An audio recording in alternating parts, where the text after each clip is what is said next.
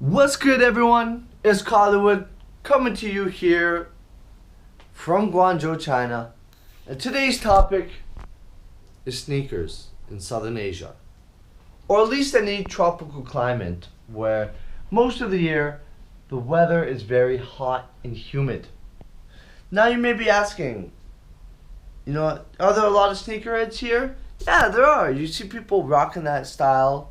The fashion, it's a lot harder to get products over here because we don't have all the shops. If you want to access something like StockX or Goat or stuff like that, you'd have to get it shipped to someone, your friend or family, or an exporter, and then have it sent to you. Or there is that new, like StockX Asia type thing, what's called Dead Stock Asia. I did a video on. But how much can you trust them if all these UAs and one-on-ones come from China? Like, the sneaker game is really, really crazy.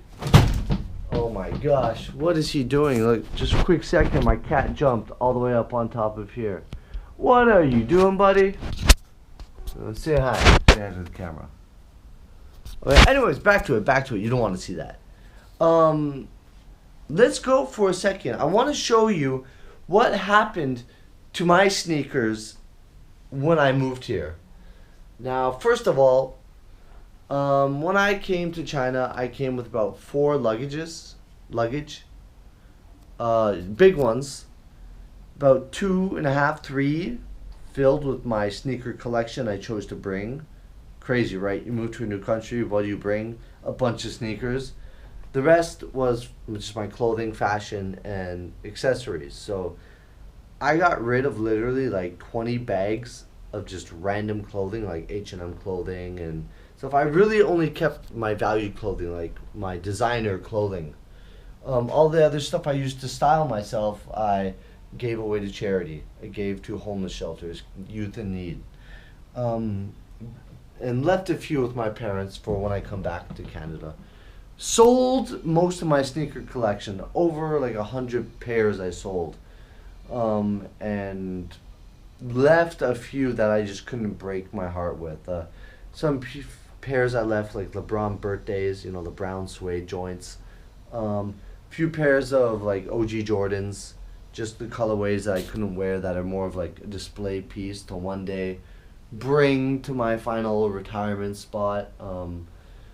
And just some other shoes that I knew I'd never be able to find again because they're not going to retro them, remake them, like Jeremy Scott wings and stuff like that are more of a collector's piece than a fashion styling piece. But anyways, let's go over to what I brought with me.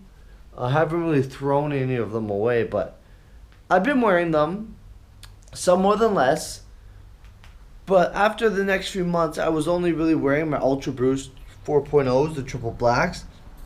And what I noticed on the sneaker collection, which is right here,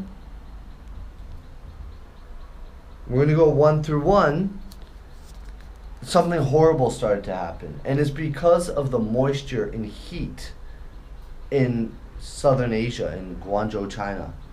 So let's start off. Here's some gym shoes, my wife's shoes. First shoe, Balenciagas, which I got here. These are not real. They're supposed to be a one-on-one or like not a UA because we all know they're not made here. But they're sent to me. But look, this shows a good example of what happens to your shoes. Mold. So let's go one by one. Retro 8s, Breds. Suede shoes got hit the hardest. I don't know if you can see it. Mold.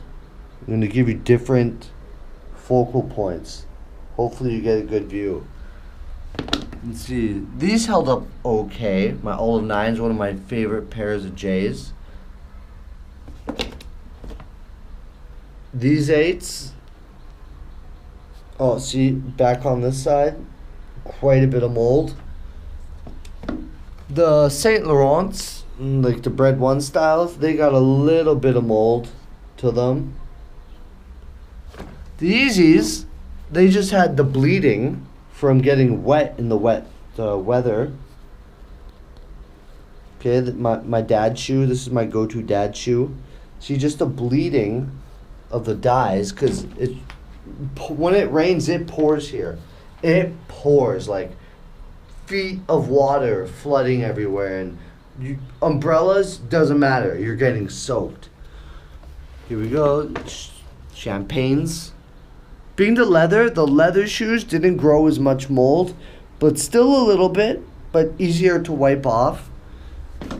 The Maison Margiela's held up very well. This is like, I suggest everyone gets at least one pair of Maison Margiela's in their life. Yeah, people say, oh, they look like astronaut shoes or moose shoes. The leather on this is phenomenal. It's so plush. It's so amazing. Like, look at the craftsmanship is amazing. Oh, my Pacquiao's, my boxing shoes, they didn't really pick up any mold, surprisingly. Thank God. But let's go back to the Jordans. Jordans were like the biggest hit by mold because of the suede. Mold all through the shoe. Look at the inside. These Yeezys I wear so often, no chance to get the mold, but they are beat. Look how beat these moon rocks are.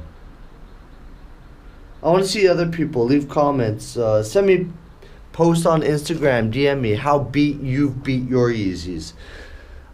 I don't really like Yeezy V2s anymore. I do have the coppers, but since that, I haven't really copped a pair. I don't like styling myself with them. If you like them, leave a comment. You know, that's all to your style. But it's either V1s, 750s, or the Wave Runners have really grown on me. The original colorway. And then, you know, those joints there. But other than that, you know, I'm really hit and pick. It's about style for me, not just the name. Look at the mold on the 750s. Tim's are still pretty good. Show you my Royal ones. And look how bad these got molded up. I mean, the leather on this is crack leather. Usually people know with your arenas, like the Balenciaga arenas, you need to put like a leather oil on it so they don't crack up like the handbags. But these got the worst mold, I believe. So I'll show you my solution in a minute. These didn't get so bad. The cigar sixes.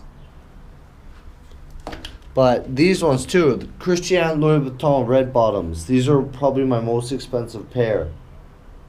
Mold, capper, and there's so much mold. Just by me picking them up, my throat is starting to close up a bit. It's starting to hurt. The fours, my favorite shoes of all time, my Gucci's. And keep in mind, these are all authentic. Except for, you know, like I said, those speed runners and those photo shoots, Red Octobers I have over there. I bought those for a photo shoot, so don't kill me. I'm not gonna buy 5,000 American dollar pair of shoes for a photo shoot. You look at these. My Miami Vices. They got some other shit going on there, but they didn't pick up mold because they're made of the good material, right? But yeah, that's what you're seeing. Most of my leather shoes, suede shoes, they got heavily molded on from being in tropical weather. The mold just grows on them. So are there a lot of sneakers here? Yes, but not in the fact that they're collecting a ton, because your shoes just get damaged and destroyed. If you have like a place where you can store them and have like climate control and all that, then yeah, but that's a huge cost, and I just don't have that here right now.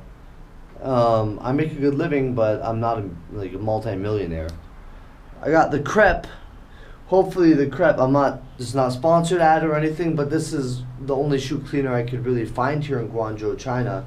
At one of the sneaker shops here was the Crep Protect kit.